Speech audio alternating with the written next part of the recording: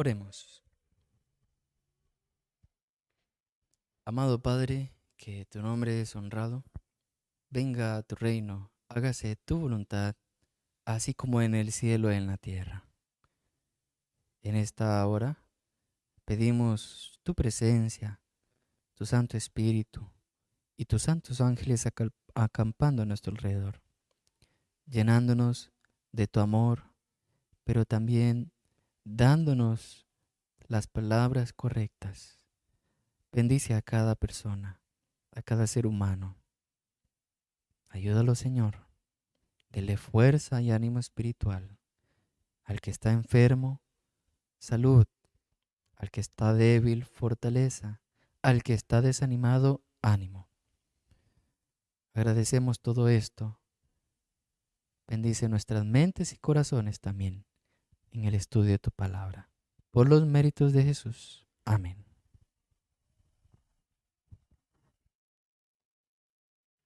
El rastro de la serpiente. Estudiaremos este tema basado en Proverbios capítulo 30, versículo 19, que nos dice de la siguiente manera. Buscamos en el libro de Proverbios, en el Antiguo Testamento, el capítulo 30, versículo 19. Y dice de la siguiente manera. Tres cosas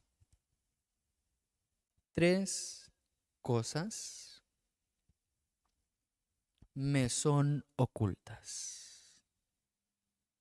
Aún tampoco sé la cuarta. Y también dice de la siguiente manera. El rastro del águila en el aire, el rastro de la culebra sobre la peña, el rastro de la nave en medio del mar. En estos versículos de Proverbios capítulo 30, 18 y 19, hay algo muy impresionante y algo que aprender acerca del rastro de la serpiente. Después de cuando Israel cruzó el Mar Rojo, hubo una experiencia muy impresionante. Y es una experiencia que me sorprende, una experiencia que me fascina mucho. Israel estaba en cautividad durante mucho tiempo. La historia de Israel en el desierto del Mar Rojo fue una historia muy impresionante. Al estar ellos sumidos en esclavitud, luego de ser ellos liberados y cruzar el Mar Rojo, fue una gran inspiración para muchos de ellos. Tanto así que muchos entregaron su vida completa a Dios cuando estaba a medias. Muchos niños fueron dedicados a Dios. Pero en medio de esto, entendemos nosotros de esta memoria de que el pueblo de Israel tuvo que pasar por ciertas vicisitudes y ellos tuvieron que dejar también un rastro. Cuando después de ellos partieron del monte de Jor, camino del Mar Rojo para rodear el país de Edom, porque el propósito de Dios hacia el pueblo de Israel y con Moisés al mando era llegar a la ciudad de Canaán. Hay que recordar que ellos tenían que hacer varios cruces para poder llegar hasta allá. En ese camino del Mar Rojo, para rodear el país de Edom, el pueblo se impacientó en medio del camino y hablaron contra Dios. Y ellos hablaron contra Moisés y empezaron a murmurar. Después de ver aquella gran maravillosa obra en el Mar Rojo de ser liberados, empieza la prueba y la dificultad. Es allí cuando empiezan a murmurar y le preguntan a Moisés que por qué él buscaba llevarlos a morir en medio del desierto, que no había pan, que no había agua. Estando cansados de este pan tan liviano, le decían a Moisés, que era el maná, Y el Eterno envió entre ellos, entre el pueblo, allí serpientes. Estas serpientes mordían al pueblo y allí murió mucha gente de Israel. Entonces, el pueblo vino a Moisés en el libro de Números, capítulo 21, versículo 4 al 9. Se narra la historia. Cuando ellos empezaron a ver aquel montón de serpientes y allí empezaron a suplicar y le dijeron, hemos pecado por hablar contra el Eterno, contra ti. Ruega a Dios, le decían a Moisés, ruega a Dios que quite de nosotros estas serpientes. Moisés hace algo maravilloso, impresionante. Ora a Dios por el pueblo. ¿Y qué le contestó Dios? Ven, haz una serpiente abrasadora y ponla sobre un mastil. Y todo el que haya sido mordido y la mire, vivirá. Moisés hizo esto. Lo puso sobre un mastil. Cuando alguien era mordido por alguna de esas serpientes, él miraba hacia aquella que estaba allá. Y esto tenía un simbolismo, esto tenía un significado muy profundo. Hay que tener en cuenta por qué razón la gente moría tan rápido. ¿Por qué moría en cuestión de minutos, en cuestión de segundos? Muchos. Y es que en el desierto abunda, por no decirlo así, una de las serpientes más venenosas a nivel del mundo. O sea, está prácticamente en el primer lugar la serpiente más venenosa, que es la cobra.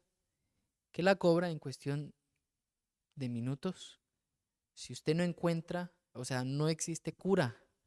Muchos científicos han intentado encontrar cura para picaduras de la cobra, pero es algo bien imposible, algo muy difícil de salvar a una persona que es picada por una cobra. O sea, existen posibilidades, pero dentro de esas posibilidades está la misericordia de Dios. Entonces, ellos miraban el relato de Números 21, ahí da el hecho, cuando ellos veían allá. El mundo de hoy, espiritualmente hablando, ha sido mordido por la serpiente. ¿Quién es la serpiente? Satanás. Cuando Adán y Eva pecaron, ellos fueron mordidos por sus ardillas, por sus artimañas. Eso representa el pecado. La serpiente, el más astuto de todos los animales del campo que Dios había hecho, fue la que dijo a la mujer. Recordando acerca de esto, Génesis 3, 1 al 4 nos habla de ese hecho. Cuando ella vino con su astucia, dijo Satanás utilizarla, como era un animal impresionante, habla el relato de historia de la redención, que la serpiente tenía un aspecto impresionante. Dice que cuando se veía volar entre los árboles, se miraba muy brillante, un color entre oro y bronce. Era un color precioso. Entonces era un animal muy hermoso y Satanás se aprovechó de la belleza y asimismo se aprovecha hoy de la humanidad. Entonces, esa serpiente que engañó a Eva fue lanzada fuera de, de ese gran lugar que es Satanás en su representación, como lo dice Apocalipsis 12:9, lanzado fuera es ese gran dragón, la serpiente antigua, que se llama Satanás, que se llama Diablo, que engaña a todo el mundo. Entonces, en este mundo existe una serpiente y esta serpiente es Satanás, que Satanás procura la muerte de todos, la muerte de la humanidad y la perdición eterna. No hay un ser más hostil, no hay un ser más terrible, más tenaz que Satanás, porque es que Satanás es un engañador. Satanás desea fatalmente la muerte de la humanidad entera. Es terrible la condición del ser humano en manos de Satanás. Es un hombre que es destrozado partícula por partícula por las ardillas del enemigo. Satanás es como esa serpiente que va tranquilamente. Por ejemplo, se ha hecho un estudio que serpientes como la boa, como la anaconda, muchas de ellas van despacio hacia algún animal que ellos desean atacar, hacia su víctima, y despacio empiezan a rodearlo. Cuando están allí, lo empiezan a rodear y lo socan hasta estrangularlo. Muchas de ellas, de las serpientes, viajan tranquilamente y buscan su presa. Cuando la tienen, van tan despacio, tan lento que su víctima no se da cuenta, y cuando menos se acuerda, es atacada y es devorada por la serpiente. Todos los que hayan existido en el antiguo Israel, en el principio de la creación y hasta en el tiempo actual que existen ahora, han sido afectados por la mordedura mortal y por el veneno del pecado de la serpiente antigua de la cual nos habla Apocalipsis 12:9, el que leíamos hace poco. La serpiente antigua que se llama diablo, que se llama Satanás. Desde allí hasta ahora miles y millones mueren en el mundo a causa de esa picadura de la serpiente, que es Satanás, y que se atribuye a cualquier cosa menos al pecado. Satanás hace creer a la humanidad que el hombre, él es el culpable, que el hombre es el que ha creado el mal, que el hombre es el que tiene que morir obligatoriamente, porque en él está el mal. Pero no nos damos cuenta que el mal lo originó Satanás, y él es el primer engañador que ha hecho caer al hombre. Por lo tanto, nuestro mayor enemigo es la serpiente antigua, Satanás. El rastro de la serpiente. ¿Cuál es el propósito en este estudio? Nosotros tenemos que tener en cuenta que cada uno de nosotros tenemos una lucha, porque en todos nosotros este rastro de la serpiente no desaparecerá en todos. En muchos dejará cicatrices grandes, en otros cicatrices pequeñas, y en muy pocos su cicatriz prácticamente desaparecerá. Mateo capítulo 23, versículo 33, habla de algo indispensable. Por ejemplo, el Salvador decía a un grupo de hombres que lo estaban escuchando con incertidumbre, faltos de fe, y que lo escuchaban, pero no creían sus palabras. A ellos les dijo, ay de vosotros, escribas y fariseos hipócritas, serpientes, generación de víboras, ¿cómo escaparéis de la condenación del infierno? ¿Por qué el Salvador les preguntaba esto? Porque el ser humano muchas veces está en medio de la condenación del infierno. El salmista, él expresaba unas palabras y él decía que deseaba ser liberado del hombre malo. Salmo 140, versículo 1 al 3 expresa la idea, el sentimiento de David. Y él decía que habían males en su corazón y cada día surgían contiendas. Y él mencionaba la astucia de la serpiente, que aguza su lengua como la serpiente, veneno de víbora hay debajo de sus labios. Así expresaba el salmista este hecho.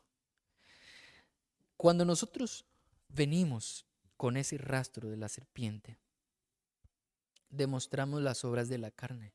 ¿Dónde están escritas estas obras de la carne? En el libro de Gálatas capítulo 5, 19 al 21, que las obras de la carne son el adulterio, las fornicaciones, las inmundicias, las lascivias, las idolatrías, los celos, las explosiones de ira, las contiendas, las divisiones, los sectarismos, las envidias, los homicidios, las borracherías, las orgías, toda cosa semejante, que esto proviene de la carne, es la participación del rastro de la serpiente. Desde Eva traemos nosotros este rastro, pero ¿en cuántos ha de desaparecer? Nosotros tenemos que pedir al Señor porque el propósito de Dios es que desaparezca este rastro tan terrible que nos ha dejado cicatrices que duran para toda la vida, pero solo en algunos durará para toda la vida hasta la muerte y dejará de seguir ese rastro en la eternidad. El propósito de Dios es que dentro del corazón del hombre se borre ese rastro malo. Dentro del hombre, dentro de su corazón, no hay nada bueno. Cuando el apóstol Pablo dijo todo esto acerca de las obras de la carne, no solo él se añadió a eso, sino también uno de los discípulos, San Marcos. En el capítulo 7, versículo 21 al 23, él también añadía palabras similares. Y él decía que dentro del corazón de los hombres salen malos pensamientos, salen adulterios, fornicaciones, hurtos, homicidios, maldades, engaños, vicios, envidias, chismes, soberbia. Todas estas maldades de dentro del corazón salen y contaminan al hombre. Ese es el rastro que nosotros debemos de borrar de nuestras vidas, el rastro de Satanás. Por ejemplo, el profeta Isaías declaraba en uno de sus capítulos, en uno que él dejó escrito, capítulo 1, versículo 4 al 6. Oh gente pecadora, pueblo cargado de maldad, raza de malignos, hijos depravados, decía el discípulo. Él veía una condición terrible, una condición tenaz en ese momento, cuando él viajaba hacia aquellos lugares y encontraba un pueblo tan depravado y terrible. Y él les decía, dejaron al Eterno, despreciaron el Santo de Israel, le dieron la espalda. ¿Para qué habéis de ser castigados aún si seguís siendo rebeldes? Toda la cabeza, decía el profeta, está enferma, desde la planta del pie hasta la cabeza. No hay en ella cosa ilesa, sino herida, hinchazón y podrida llaga. No están curadas, ni vendadas, ni suavizadas con aceite. Era una situación tan terrible que el rastro de esta serpiente había dejado en aquel mundo, en aquel antiguo Israel. El rastro de la serpiente lo vemos en todas partes, hablando espiritualmente. ¿Qué vemos cuando miramos una grieta en la tierra? ¿Qué vemos cuando miramos dos aves peleando? ¿Qué vemos cuando miramos esas colinas desnudas? Cuando miramos a una madre abandonar a su bebé de pocos días. ¿Acaso todo esto no son las huellas de Satanás? Y yo digo, ciertamente son las huellas de Satanás. Aún en el presente de hoy, toda la creación gime a una. Romanos 8:22, el apóstol escribió esto. Y él decía que todo el mundo es un sufrimiento, todo es como un dolor de parto. Esto es la condición del mundo hoy, como un dolor de parto. Y el profeta Isaías vuelve y aclama y dice en el capítulo 24, versículo 5, la tierra se ha contaminado, los pies de los habitantes, todo está contaminado, ellos viven bajo la contaminación, pero ¿qué? No del aire, no del agua, sino bajo la contaminación del pecado, porque el mundo en su 80% está transgrediendo la ley. Muy pocos están obedeciéndolo. Han falseado el derecho, han quebrantado el pacto eterno. Más la escritura, dice en el libro de Gálatas 3:22, lo encerró todo bajo pecado, para que la promesa que es por la fe en Jesucristo fuese dada a los creyentes.